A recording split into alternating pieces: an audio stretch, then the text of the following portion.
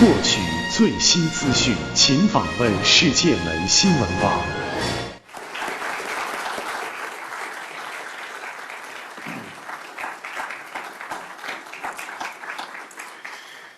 I'm privileged to speak here today about what may prove to be the most important issue for our nation and the world in the 21st century, and that is the United States' response in the global ambitions of the Chinese Communist Party.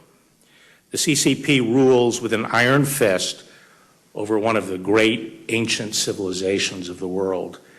It seeks to leverage the immense power, productivity, and ingenuity of the Chinese people to overthrow the rule-based international system and to make the world safe for dictatorship.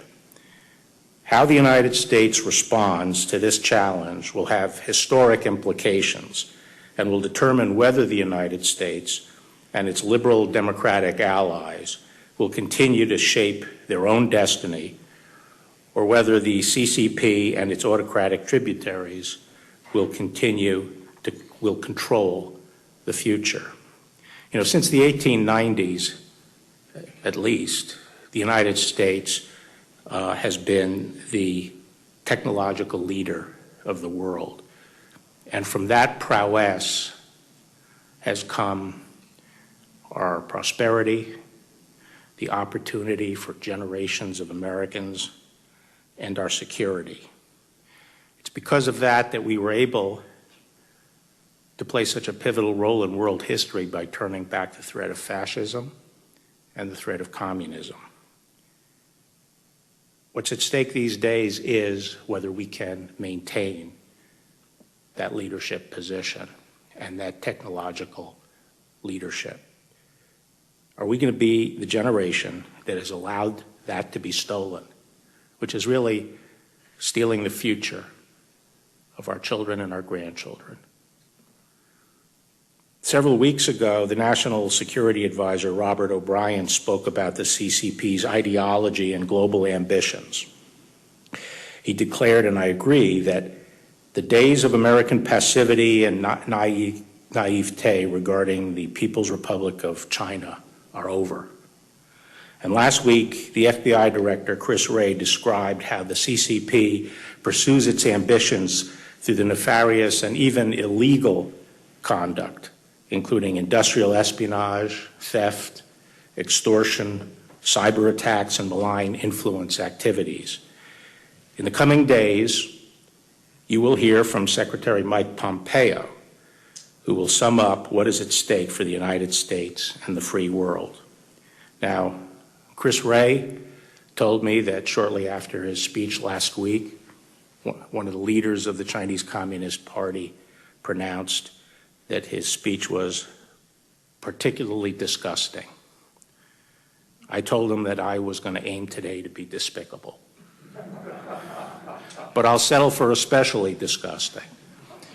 But no matter how the Chinese seek to characterize it, I do hope that my speech and Mike Pompeo's speech will encourage the American people to reevaluate their relationship with China, so long as it continues to be ruled by the Chinese Communist Party. It is fitting that we're here today at the Ford Presidential Museum. Gerald Ford served in the highest echelons of the government at the dawn of America's re-engagement with China, which began obviously with President Nixon in 1972. And 3 years later, in 1975, President Ford visited China for a summit with PRC leaders, including Mao Zedong. At the time, it was unthinkable that China would emerge after the Cold War as a near-peer competitor of the United States. And even then, there were signs of China's immense latent power. In the joint report of their visit to China in 1972, House Majority Leader Hale Boggs and then Minority Leader Gerald Ford wrote, "If she manages to achieve as she aspires, China in the next half-century can emerge as a self-sufficient power of 1 billion people." This last impression of the reality of China's colossal potential is perhaps the most vivid of our journey. As our small party traveled through that boundless land, this sense of a giant stirring, a dragon waking, gave us much to ponder. It is now nearly 50 years later, and the prescient ponderings of these two congressmen have come to pass. Deng Xiaoping, whose economic reform launched China's remarkable rise, had a famous motto: hide your strength, bide your time. That is precisely what China has done. China's economy has quietly grown from about 2% of the world's GDP in 1980 to nearly 20% today. And by some estimates based on purchasing power parity, the Chinese economy is already larger than ours. The General Secretary of the Chinese Communist Party, Xi Jinping, who has centralized power to a degree not seen since the dictatorship of Mao Zedong, now speaks openly of China moving closer to the center stage, building a socialism that is superior to capitalism, and replacing the American dream with the Chinese solution. China is no longer hiding its strength, nor biding its time. From the perspective of its communist rulers, China's time has arrived. The People's Republic of China is now engaged in an economic blitzkrieg, an aggressive, orchestrated, whole of government, indeed whole of society campaign to seize the commanding heights of the global economy and to surpass the United States as the world's preeminent technological superpower. A centerpiece of this effort is the Chinese Communist Party's Made in China 2025 initiative, a plan for PRC domination of high-tech industries like robotics, advanced information technology, aviation, electric vehicles, and many other technologies. Backed by hundreds of billions of dollars in subsidies, this initiative poses a real threat to U.S. technological leadership. Despite World Trade Organization rules prohibiting quotas for domestic output, Made in China 2025 sets targets for domestic market share, sometimes as high as 70%, in core components and basic materials for industries, such as robotics and telecommunications. It is clear that the PRC seeks not merely to join the ranks of other advanced industrial economies, but to replace them altogether. Made in China 2025 is the latest iteration of the PRC's state-led mercantilist economic model.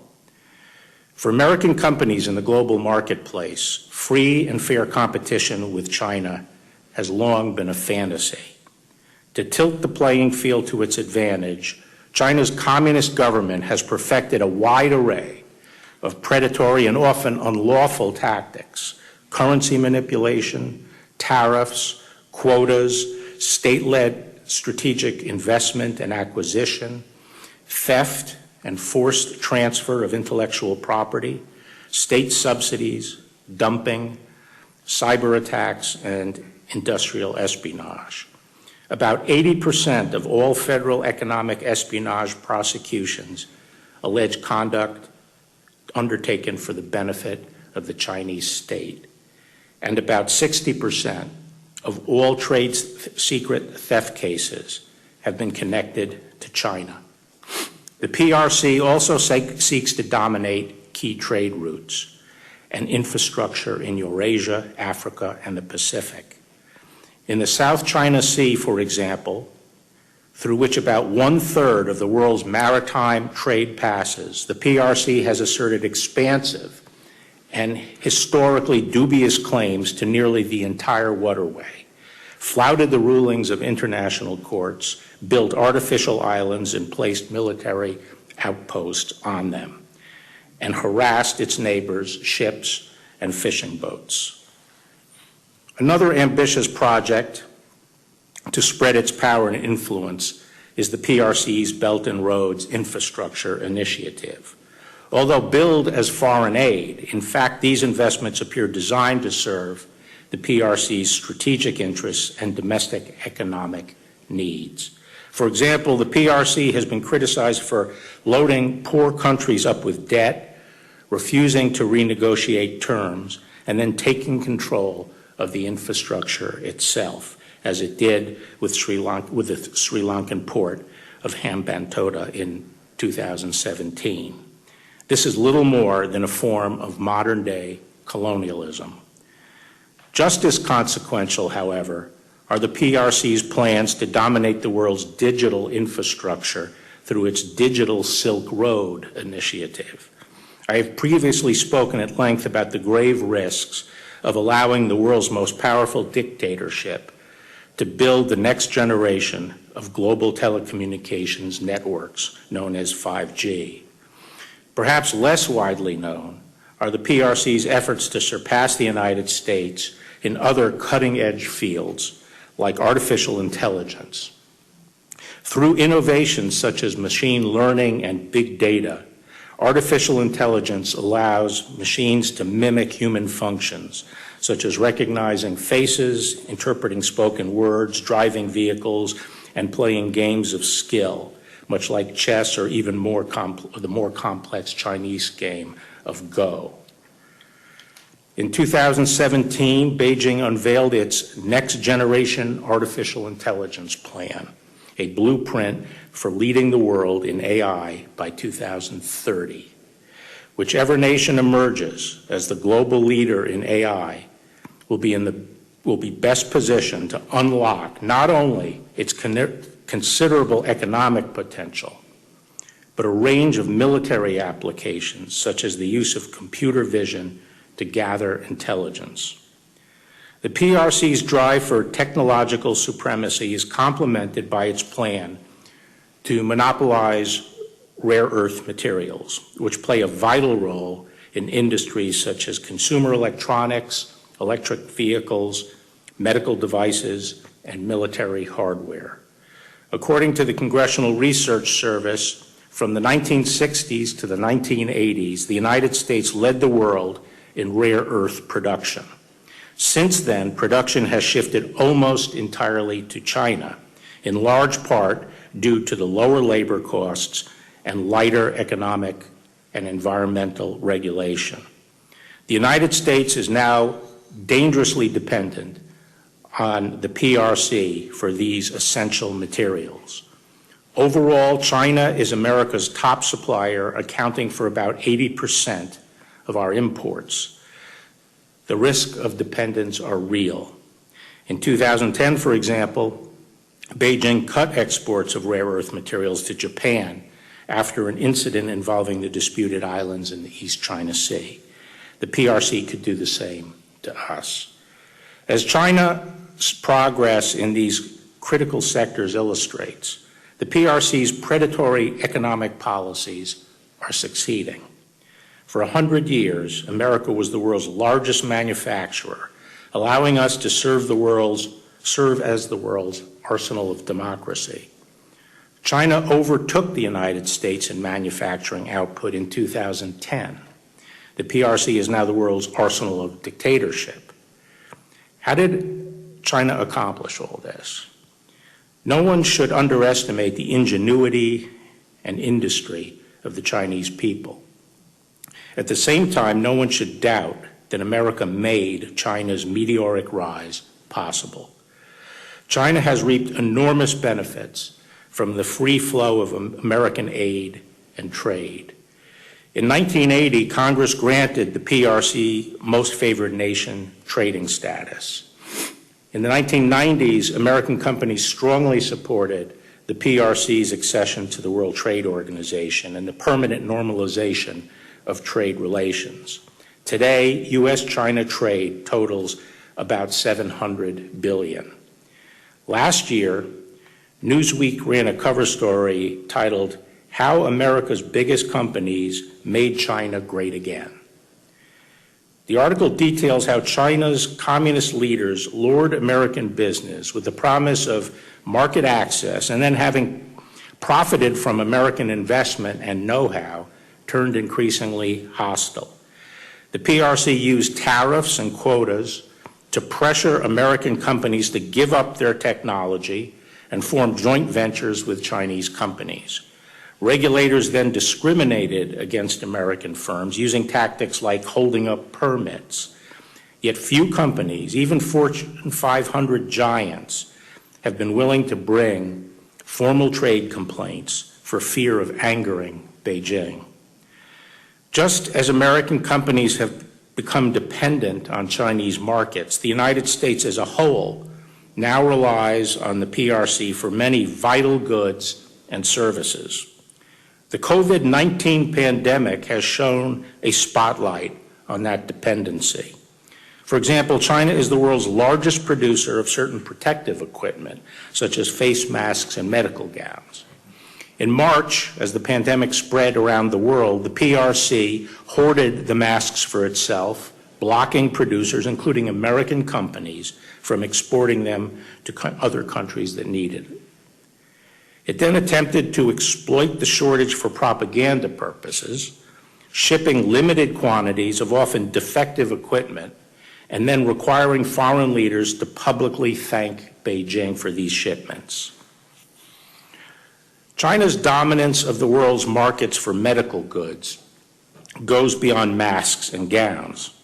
It has become the United States' largest supplier of medical devices, while at the same time discriminating against American medical companies in China. China's government has targeted foreign firms for greater regulatory scrutiny, instructed Chinese hospitals to buy products made in China, and pressured American firms to build factories in China where their intellectual property is more vulnerable to theft. As one expert has observed, American medical device manufacturers are effectively creating their own competitors. America has also depends on Chinese supply chains in other vital sectors, especially pharmaceuticals. America remains the global leader in drug discovery, but China is now the world's largest producer of active pharmaceutical ingredients known as APIs.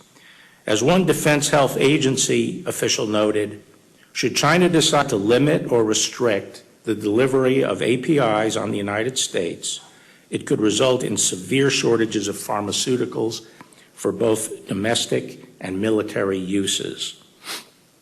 To achieve dominance in pharmaceuticals, China's rulers went to the same playbook that they've used to gut other American industries.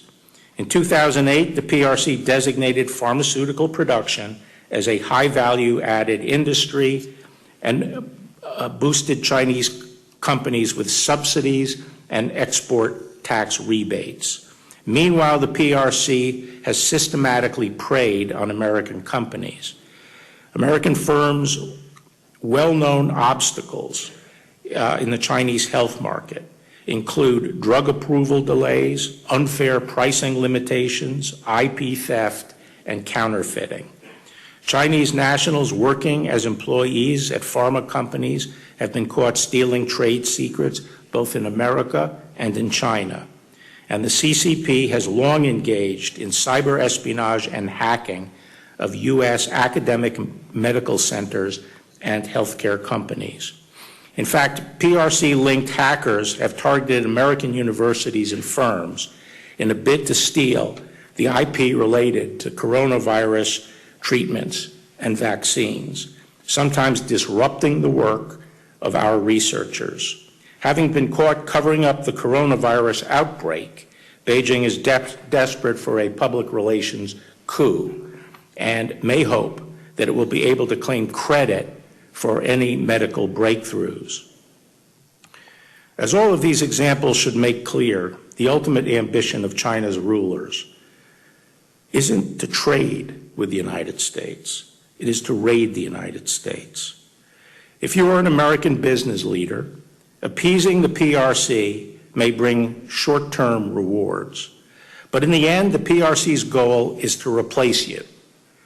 As a U.S. Chamber of Commerce report put it, The belief by foreign companies that large financial investments and sharing of expertise and significant technology transfers would lead to an ever-opening China market is being replaced by boardroom banter that win-win in China means China wins twice. Although Americans hope that trade and investment would liberalize China's political system, the fundamental character of the regime has never changed. As its ruthless crackdown of Hong Kong demonstrates once again, China is no closer to democracy today than it was in 1989 when tanks confronted pro-democracy protesters in Tiananmen Square. It remains an authoritarian, one-party state in which the Chinese Communist Party wields absolute power, unchecked by popular elections, the rule of law, or an independent judiciary. The CCP surveils its own people and assigns them social credit scores, employs an army of government censors, tortures dissidents, and persecutes religious and ethnic minorities, including 1 million Uyghurs detained in indoctrination and labor camps. If what happened in China stayed in China, that would be bad enough. But instead of America's changing China, China is leveraging its economic power to change America. As this administration's China strategy recognizes, the CCP's campaign to compel ideological conformity does not stop at China's borders. Rather, the CCP seeks to extend its influence around the world, including on American soil. All too often, for the sake of short-term profits, American companies have succumbed to that influence, even at the expense of freedom and openness in the United States. Sadly, examples of American business bowing to China are legion. Take Hollywood. Hollywood's actors, producers, and directors pride themselves on celebrating freedom and the human spirit. And every year at the Academy Awards, Americans are lectured about how this country falls short of Hollywood's ideals of social justice. But Hollywood now regularly censors its own movies to appease the Chinese Communist Party, the world's most powerful violator of human rights. This censorship infects not only the versions of movies that are released in China, but also many that are shown in the United States theaters to American audiences. For example, the hit movie World War Z depicts a zombie apocalypse caused by a virus. The original version of the film reportedly contained a scene with characters speculating that the virus may have originated in China. But the studio, Paramount Pictures, reportedly told producers to delete the reference to China in the hope of landing a Chinese distribution deal. The deal never materialized. In the Marvel Studios blockbuster Doctor Strange, filmmakers changed the nationality of the major character known as the Ancient One, a Tibetan monk in the comic book. Changed it from Tibetan to Celtic. When challenged about this, a screenwriter explained that if you acknowledge that Tibet is a place and that he's Tibetan, you risk alienating 1 billion people. Or as the Chinese government might say, we're not going to show your movie because you decided to get political. These are just two examples of the many Hollywood films that have been altered one way or another to please the CCP.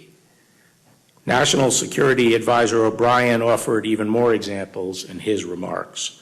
But many more scripts never see the light of day because writers and producers know not to test the limits.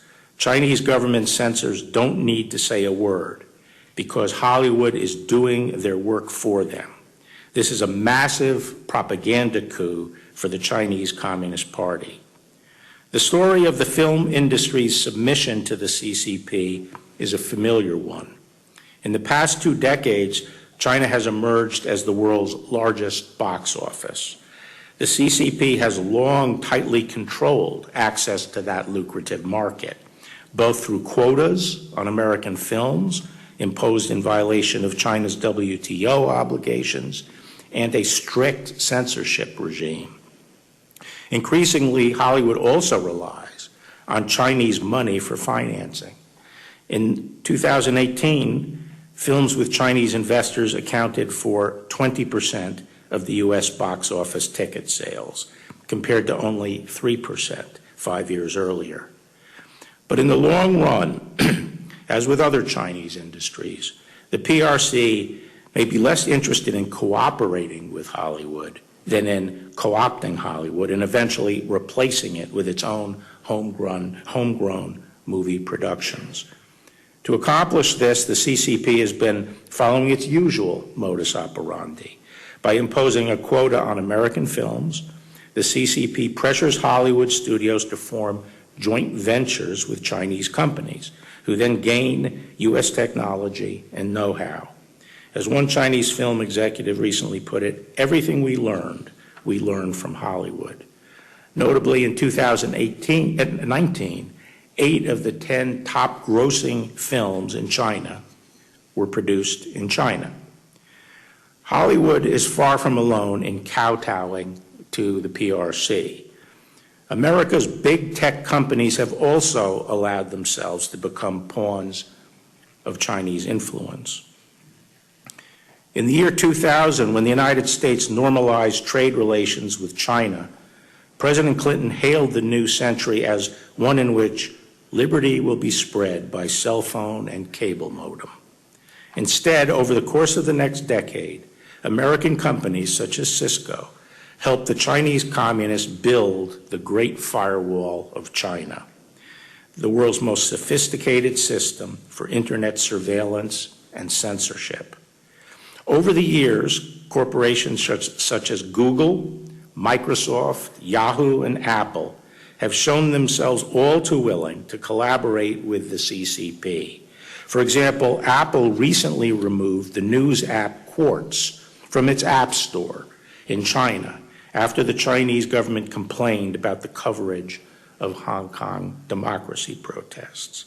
Apple also removed the apps for virtual private networks, which had allowed users to circumvent the Great Firewall and eliminated pro-democracy songs from the Chinese music store. Meanwhile, the company announced that it would be transferring some of its iCloud data to servers in China, despite concerns that the move would give the Communist Party easier access to emails, text messages, and other user information stored in the iCloud. Recently, we were able to get into 2 cell phones used by the Al-Qaeda terrorist who shot 8 Americans at the Pensacola Naval Air Station, and during the gunfight with him, he stopped, disengaged, put his cell phones down and tried to destroy them, shooting a bullet into one of his 2 cell phones. And we thought that suggested that there might be very important information about terrorist activities in those cell phones. And for 4.5 months, we tried to get in without any help at all from Apple. Apple failed to give us any help getting into those cell phones. We were ultimately able to get in through a fluke that we will not be able to reproduce in the future, where we found communications with Al-Qaeda operatives in the Middle East up to the day before the attack. Do you think when Apple sells phones in China, that Apple phones in China are impervious to penetration by Chinese authorities? They wouldn't be sold if they were impervious to Chinese authorities. And what we've asked for is warrant, when we have a warrant from a court, that we should be able to get into those cell phones. That's the double standard that has been emerging among American tech companies. The CCP has long used public threats of retaliation and barred market access to exert influence. More recently, however, the CCP has also stepped up behind-the-scenes efforts to cultivate and coerce American business executives to further its political objectives, efforts that are all the more pernicious because they are largely hidden from public view. As China's government loses credibility around the world, the Justice Department has seen more and more PRC officials and their proxies reaching out to corporate leaders and inveighing them to favor policies and actions favored by the Chinese Communist Party. Their objective varies, but their pitch is generally the same. The business person has economic interests in China, and there is a suggestion that things will go better or worse for them, depending on their response to PRC's request. Privately pressuring and courting American corporate leaders to promote policies or U.S. politicians presents a significant threat because hiding behind American voices allows the Chinese government to elevate its influence campaigns and put a friendly face on its pro-regime policies. The legislator or the policymaker who hears from these American businessmen is properly more sympathetic to that constituent than to a foreigner. And by masking its participation in our political process, the PRC avoids accountability for its influence efforts and the public outcry that might result if its lobbying were exposed. America's corporate leaders might not think of themselves as lobbyists. You might think, for example, that cultivating a mutually beneficial relationship is just part of guangxi, the system of influential social networking necessary to do business in the PRC. But you should be alert to how you might be used and how your efforts on behalf of a foreign company or government could implicate the Foreign Agents Registration Act. FARA does not prohibit any speech or conduct, but it does require those who are acting as agents of foreign principals to publicly disclose that relationship and their political or other similar activities by registering with the Justice Department, allowing the audience to take into account the origin of the speech when evaluating credibility. By focusing on American business leaders, I don't mean to suggest that they are the only targets of Chinese influence operations, but they are principal targets today of Chinese influence operations in the United States. The Chinese Communist Party also seeks to infiltrate, censor, or co-opt American academic and research institutions. For example, dozens of American universities host Chinese government-funded Confucian institutes, which have been accused of pressuring host universities to silence discussion or cancel events on topics considered controversial by Beijing. Universities must stand up for each other, refuse to let the CCP dictate research efforts or suppress diverse voices, support colleagues and students who wish to speak their minds, and consider whether any sacrifice of academic integrity or freedom is worth the price of appeasing the CCP's demands.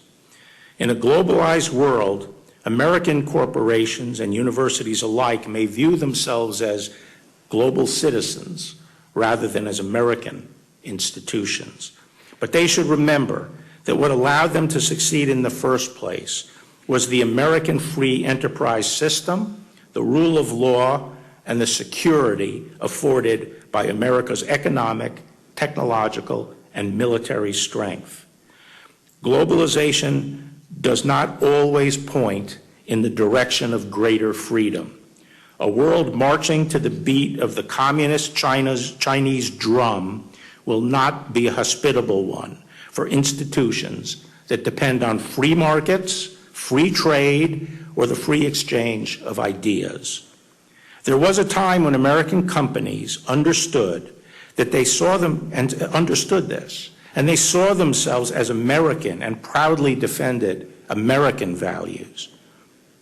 In World War II, for example, the iconic American company Disney made dozens of public information films for the government, including training videos to educate American sailors on navigation tactics. During the war, over 90% of Disney's employees were devoted to the production of training and public information films. To boost the morale of America's troops, Disney also designed insignia that appeared on planes, trucks, flight jackets, and other military equipment used by American and Allied forces.